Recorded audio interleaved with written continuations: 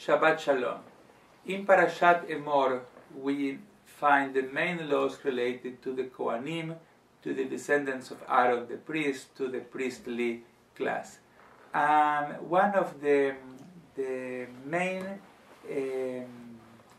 regulations related to Kohanim is that they cannot contaminate themselves, they cannot become impure by coming in contact with a dead body. From here it comes the prohibition for Kohanim to go to a cemetery or to be close to a dead body or under the same roof where a dead body is.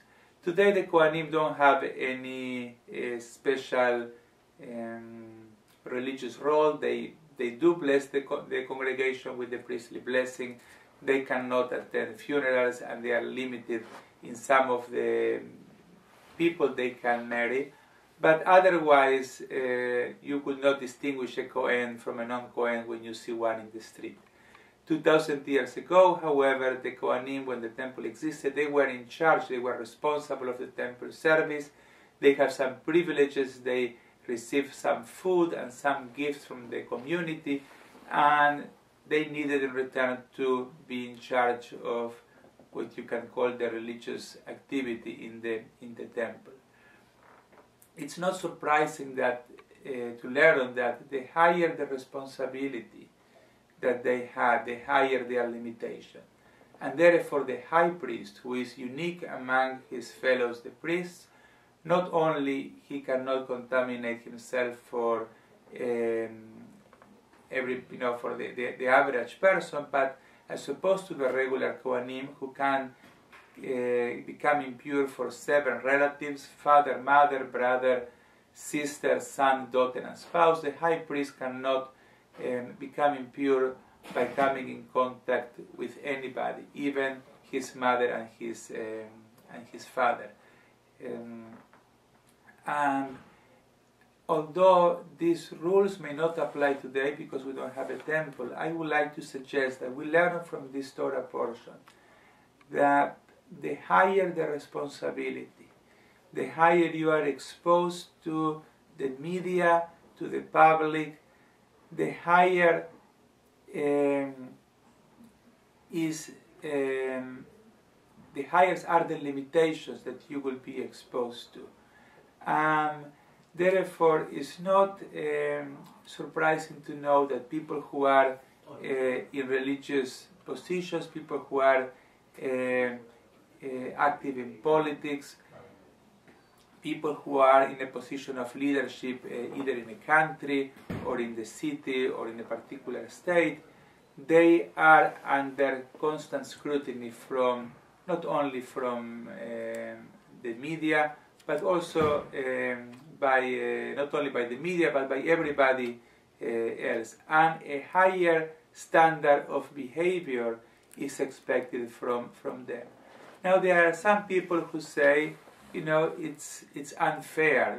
Why should a particular human being who happens to be in a position of leadership be held on higher standards than everybody else in the community? And maybe it is unfair. Maybe certainly it is unfair for the relatives of that particular leader, because we know, by the way, that these same high standards apply not only to, or these same high standards expectations apply not only to the leader himself or herself, but also to their spouses, their children, the close people around them. And as unfair as it may be, or as it may seem, it is a fact that the Torah is telling us you cannot escape. When you are in a position of leadership, when some things are expected from you in terms of responsibility, it's going to come with some limitations. There will be some places that you may not go. There may be some things that you may not be able to do. And if you do them, and if you are being seen in places that maybe other people are being seen and they may be okay for them but not for you, then you will be talked about. And people won't look at you in the same way they look at everybody else. This is something just a little personal, just to tell you. I resisted a lot at the beginning of my rabbinical career. I was 28, 29, 30, 31, and I told myself, you're a rabbi, like, any other profession. You shouldn't make any difference. You are entitled to your own privacy, you are entitled to your own life. You can go everywhere, and people may not care one way or another what you do, the same way they don't care about other professions. And I learned sooner, I would say, rather than later, that that's not the case.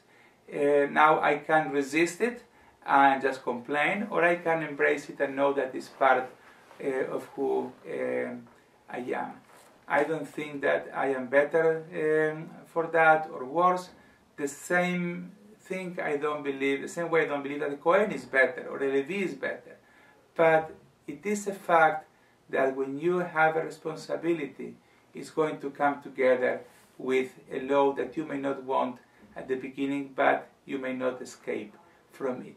So the way I tell everybody who is in this position, and doesn't need to be only a clergy, but you may come to that position in your life, is embrace it, be part of it, and take it graciously, and hopefully you will get to love it as well. All the best. Shabbat Shalom.